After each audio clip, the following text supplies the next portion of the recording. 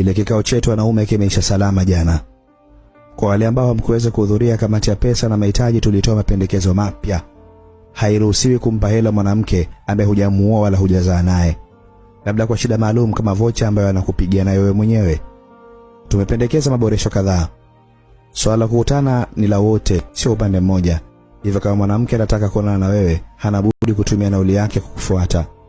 Wakati wa kuondoka anaweza kumpa hela, lakini sio lazima. Kikaoni pia tulizungumza kuhusu hela ya kutolea na mwafaka ukawa, kama wanataka hela kutolea basi waje nyumbani kuifuata hela kamili.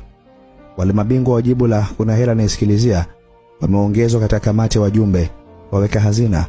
Kila pesa chama chetu itatunzwa na ubahiri wao.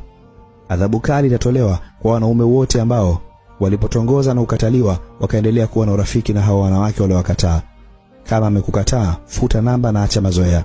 Sheria ya makosa sio sameheka ni uhaini na jinai, na yapo kama ifuatavyo. Kujibu kistaarabu SMS mwanamke anayekutafuta akiwa na shida pekee, huo ni uhaini. Kutomwazima mwenzio chumba pale anapotaka kuleta manzi yake, huo pia ni uhaini. Kumkandia, kumwaibisha mwanamume mwenzio ili upendwe wewe, huo ni usaliti. Kulalamika, kulialia na kutia huruma inbox pale unapotumiwa text ya kuachwa, huo ni unyonge. Kumpokea kwa bashasha demo asifanana na Snapchat yake, huo ni uhaini. Mwanamke ambaye kwenye edit za picha ni Rihanna alafu akija karibu ni Mandonga, inashauriwa aachwe stendi ya daladala.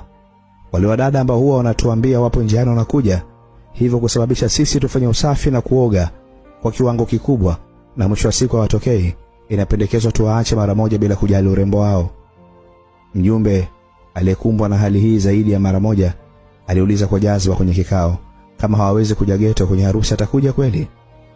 Mengineyo tumefikia mwafaka kwa kama uwanja ni mkubwa basi sharti ni kuzunguka raundi moja tu. Yaliyoorodheshwa